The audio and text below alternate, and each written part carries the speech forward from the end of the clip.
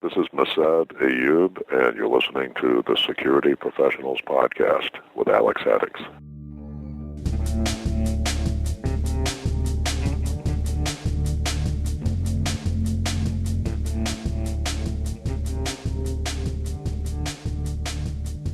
Welcome to the Security Professionals Podcast, brought to you by Security Training Center, LLC. This is your weekly source of news, tips, and education for the security specialist. I'm your host, Haddox, and this is Episode 6, Grows and Clandestine Drug Labs, Extended Edition. For those that listen to both of my shows, I covered this subject briefly on the Practical Defense podcast as well. However, that discussion was focused on family protection and how to avoid trouble. This episode is going to be longer and far more detailed. Security guards have a lot more responsibility and actions that must be taken when coming upon a marijuana grow or clandestine drug lab on the property the guard is hired to patrol and protect. Some of the information from the other show will be repeated here as well for the sake of completeness. The general background is that more and more pot grows are appearing on public and even private lands across the country. It's big business, and the operations can be quite sophisticated. In May 2014, the Ventura County Sheriff's Department pulled a $201 million marijuana grow from the Los Padres National Forest. They confiscated 50,000 pot plants. There were between 6 and 8 farmers living with the plants. They believe that the Mexican cartel was behind the operation. And here's another scary fact. The grow was only 40 miles from my home in the Los Angeles suburbs and 20 miles from my last wild boar hunt. California by far represents the vast majority of illegal grow operations around the country. According to a federal Senate hearing, California represents 87% of the 13.8 million illegal marijuana plants eradicated across the entire U.S. Other states that have high production of illegal grows are Hawaii, Oregon, and Washington. However, the prevalence of grows are spreading throughout the country. My in-laws in Kentucky tell me that they're starting to have a real problem with grows out there as well. Methamphetamine and meth labs have been an epidemic out there in Kentucky for quite some time. In the 1960s, when this type of activity first started, operations were small. The 1980s saw a significant increase in the use of public lands to grow illegal marijuana. Recently, the Mexican drug cartels have determined it is cheaper and safer to grow the crops in the U.S. than grow it outside the country and then smuggle it in. These days, the grows are well-funded, organized, and immense in scope. Drug trafficking organizations are thought to operate openly in 20 states and 67 national forests. Let's crunch some numbers here. There are 13.8 million plants eradicated in a single year.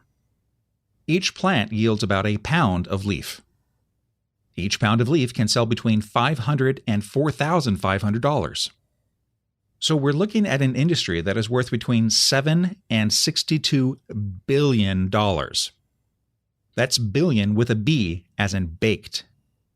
So you can see why the drug cartels are willing to make the financial investment and use armed guards to protect the grows.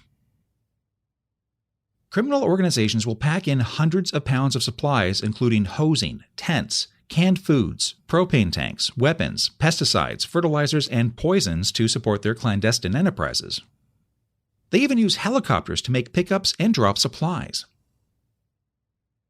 Growers build dams, build cisterns, and divert streams to irrigate their crops. They also clear-cut trees and other native plants to make room for the marijuana plants. They kill any wildlife by any means that eat their crops or come into their camps. They use traps, guns, and poisons. For example, fish hooks hung at eye level from trees and bushes have been found surrounding grow sites. There is additional and significant harm caused by the poisons and insecticides as the runoff gets into the groundwater and can find its way into the local reservoir or water tables. In some areas, poison use is so bad that it's killing off entire species and threatening to put some on the endangered species list. They even coat their water lines with poisons to keep rodents from chewing on them. Because of the harsh chemicals used, law enforcement and firefighters must treat the grow sites as hazardous areas. These guys don't care about the harm to the environment. They only care about protecting the crop and increasing the yield per plant. Although I'm a California native, my family has always had both a fondness for and ties to Hawaii. My father lived in Hawaii for almost a decade. My parents were married in Hawaii. My eldest son graduated high school in Hawaii. Even my wife lived in Hawaii for a year or so. As a child and young teenager myself, my family used to spend our entire summers there in the islands. My father would arrange for a transfer to a hospital in Hawaii, and we would rent a house for the summer months. So while my father was working, my sisters, my mother, and I would spend our days on the beach.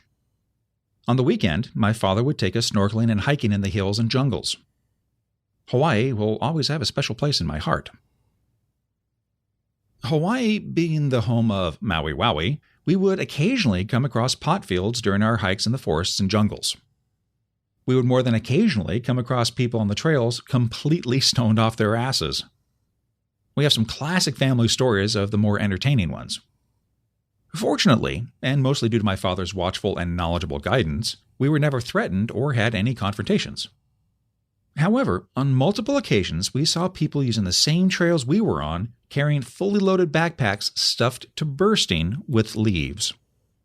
A few times we had low-flying helicopters come in from the ocean, fly over our heads and into the jungle beyond where we were.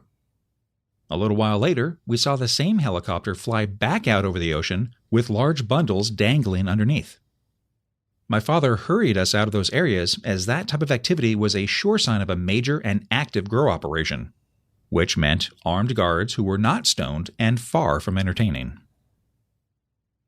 Now, my experience is from back in the 70s and 80s. However, the problem of marijuana growers using remote public lands, state and national parks, and even private farms has been growing ever since. So what we're going to cover next are the signs of an illegal grow and the actions that should and should not be taken if you happen across one when you're hiking for fun or patrolling. Growers are very protective of their crops.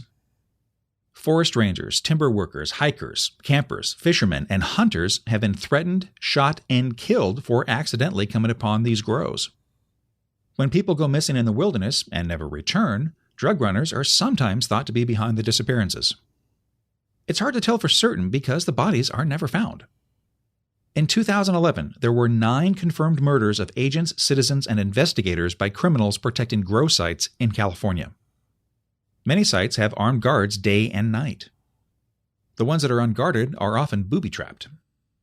Plus, they often have harsh chemicals, dangerous pesticides, and poisons to keep wildlife away from the crops.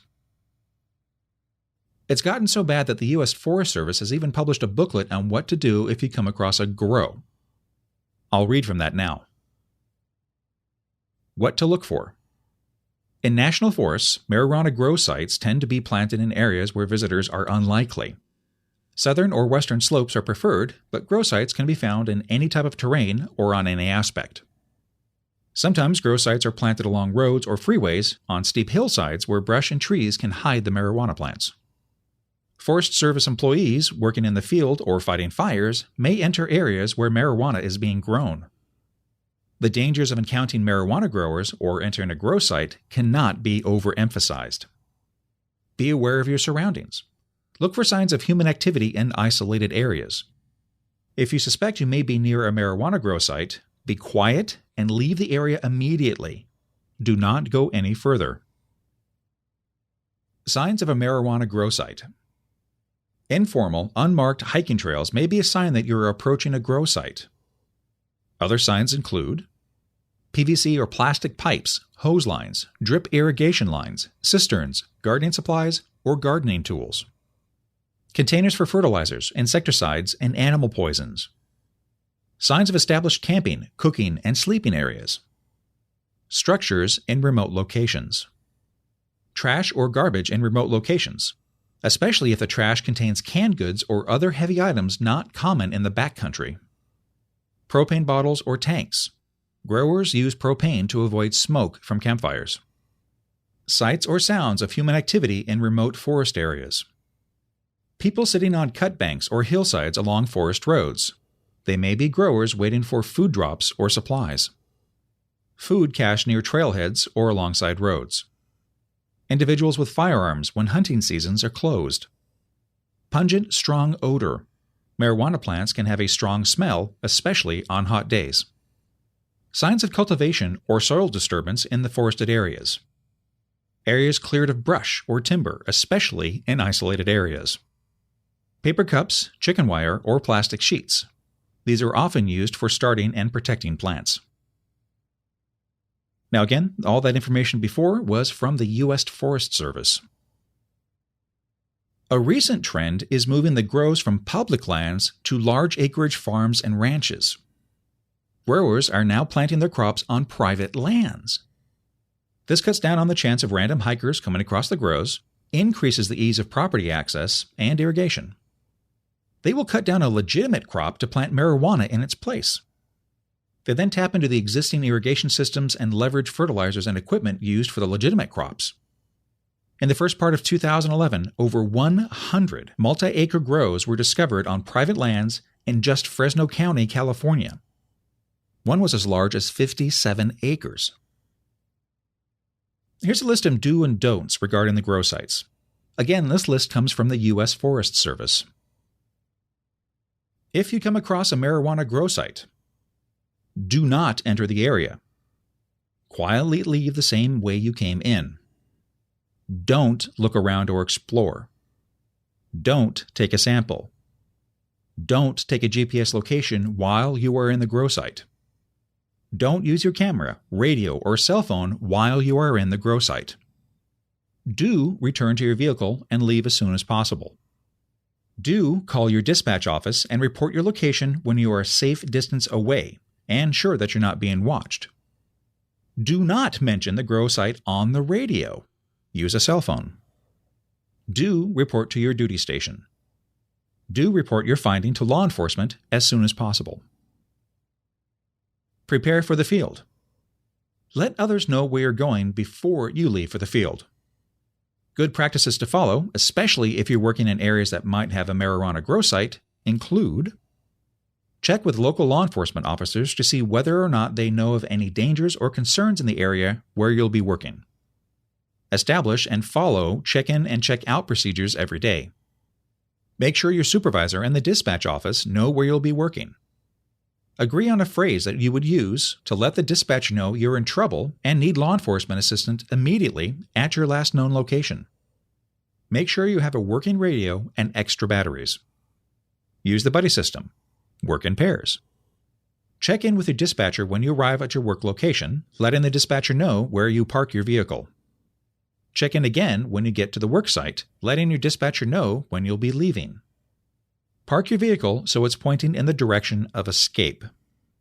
Let your dispatcher know when you're leaving the work site and where you'll be heading.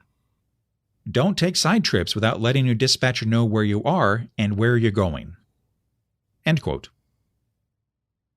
There's also the political side to the problem, such as should marijuana be legalized for private and medicinal use. I'm not going to discuss the politics here. However, I will say that law enforcement reports that drug cartels are openly growing marijuana on private land they own or lease and then using the thin shield of medicinal growth to block prosecution. In states where marijuana has been decriminalized for private use or states with medicinal use laws, poorly written and confusing local and state laws coupled with inconsistent federal enforcement has made prosecuting illegal grows on private land a challenge for law enforcement. As hired private security for ranches or farms, you should be familiar with the legitimate crops on the property. If you have any questions about what should be growing where, check with a farm manager or foreman. Report anything suspicious to management and your supervisor. Again, don't use the radio as the criminals may be monitoring the frequency. Make the report over the phone or in person. I'll end with a funny story. On a recent wild boar hunt, I was chatting with a guide about whether or not he has found grows on the private ranch property. They have over 270,000 acres. He said that they find a couple of grows every year. They alert law enforcement, who sends out a helicopter about a week later to verify. After the verification, the county sends in a team to clear it out. He also said that one time, a farmhand from the Midwest was hired at this California ranch. This innocent kid found an irrigation line that was dripping and leaking water everywhere. so he spent the day diligently fixing this bad water line. It turns out that a grower had tapped a legitimate water line to water illegal marijuana plants. The leaky line the farmhand had spent all day repairing and upgrading was to an illegal grow. After law enforcement cleared the grow, he had to tear out the entire water line he had worked so hard to repair. The poor guy. Are you looking to run your own security guard training school? Check out guardcardtraining.com. We have state-approved security guard training materials, professionally printed and bound student manuals, PowerPoint presentations, knowledge checks, and final exams. Everything you need to run your own program. Just open the box and start teaching. guardcardtraining.com. Well, that will do it for this episode of the Security Professionals Podcast. If you have any tips you'd like to share with everyone, a comment on a show, or if you would like to suggest a topic for an upcoming episode, write into podcast@security-training-center.com. Or you can leave us a voicemail at 909-742-0649. I'd love to hear from you. Until next time, stay aware, stay safe. When every moment matters and a life is saved, when someone gives blood, when a hand reaches out, that moment when heartbreak turns to hope, you're there through the American Red Cross. Down the street, across the country, around the world, you help save the day. Every day. Your support truly matters. You can help today. Visit redcross.org. The Security Professionals Podcast is copyright Security Training Center, LLC. This work is licensed under a Creative Commons Attribution, Non-Commercial, No Derivatives 4.0 International License. An archive of previous episodes can be found at security-training-center.com/podcast.